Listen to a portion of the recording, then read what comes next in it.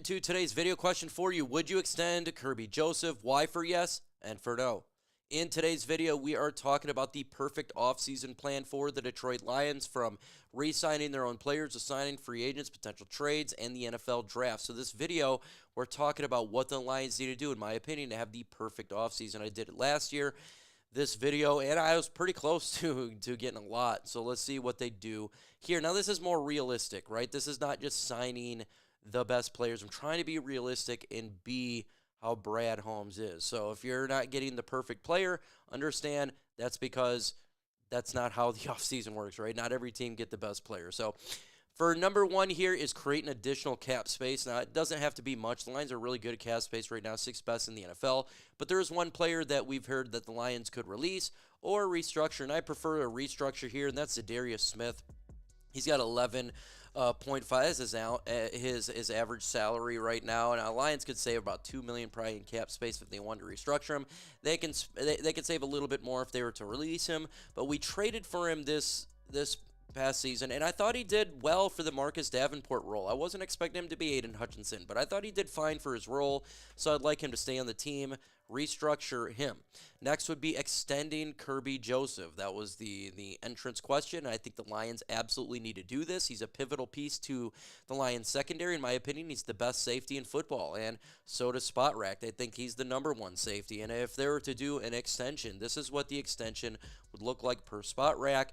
An annual salary right there, the average would be 4-year, $92 million, 23.2 average salary.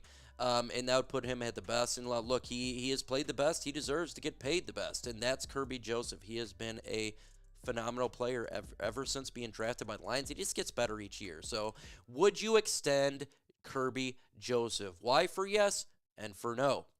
Next on my list, number 3 out of 10 years, extending Joshua Paschal. Now, look, Joshua Paschal has not been the greatest player in the NFL or anything of that nature, but I thought he made a lot of strides this year, and, with all the injuries that he had, I don't think it would probably cost much to bring him back to extend Joshua Paschal. The only issue is the injury concern, because he was dinged up in games. Maybe they can get a 1-year prove-it deal, but we drafted him, and I thought he made a lot of good strides this year, this past offseason, so why not give him another shot? Today's show is sponsored by GameTime, the fastest and easiest way to buy tickets to sport events, concerts, comedy shows, or whatever.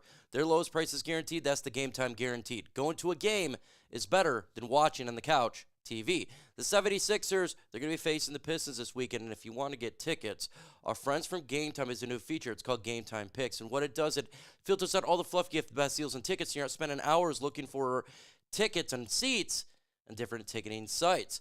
How do you find this? Well, you get the GameTime app. You select the venue you want to go to. It's going to be in a 3D view. Select the GameTime Picks button on top of the screen, and it automatically does the research for you, and it filters out the tickets in a database to give you the best deals and seats, so you're not spending hours on a bunch of different ticketing sites trying to find the best deals. You can get exclusive flash deals on tickets for football, baseball, basketball, concerts, and more. And in the middle screenshot, by the way, I think it's a fantastic feature of the app. It shows where your seat is, move phone left to right. You can see this around the area, kind of like a 3D live photo. Also, all pricing is right there for you. There is no hidden fees at checkout, so take the guesswork out of buying tickets with GameTime today. If you're new to GameTime, if you plug in Chat Sports, you're going to get $20 off your very first purchase. Again, you go to the redeem code section, you plug in Chat Sports, you get $20 off your first purchase. Terms to apply. You got to create account, got an email. They save that money. The link is going to be in the comment section and description of this video. So if you're buying Lions tickets this year, make sure you're using GameTime. Download GameTime today. Last-minute tickets and lowest prices guaranteed. Now, my next one here is re-signing Carlton Davis. I think that he has injury concerns, but he played really well at the cornerback position for the Lions this year, and him breaking the jaw was just a freak accident.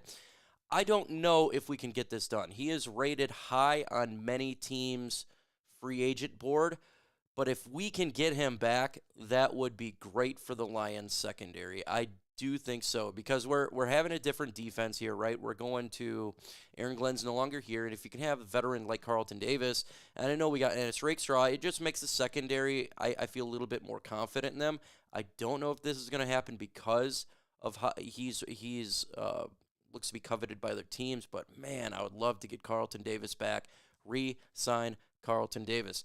And that brings me to the next one. Re-sign others. There's many other players that the Detroit Lions should re-sign, and it's for depth purposes, right? Depth is extremely important to his football team. We've seen it with all the injuries in the secondary. So here are a couple players that I would like the Lions to resign. Dan Skipper, he is a nice piece to the Lions offense. He's beloved by the fans, and he works hard. And he pukes every game, it seems like. Of course, bring him back. Khalil Dorsey got injured, but he's a developmental player. I have no problem. Shane Zylstra, as well as a number 3 tight end. Trevor Nowaski, I thought he did well. He doesn't need to be a starter this year. We can bring it back. Al-Quadin Mohammed played great, given the circumstances, so bring him back. Kevin Zeitler, for sure, want to have him, the continuity on the offensive line. His wife seems to want to be here as well. Teddy Bridgewater, that's if we don't know what's going on with Hendon Hooker. There's been rumors that the Lions could trade him, but say even if we keep him, Teddy Bridgewater is a nice veteran presence. Derrick Barnes, linebacker, we'll get into him a little bit later. Levi Onwuzurike, I want the Lions to re-sign him. He is a Detroit Lion through and through. With all the injuries that he's sustained with his back and able to play, I love it.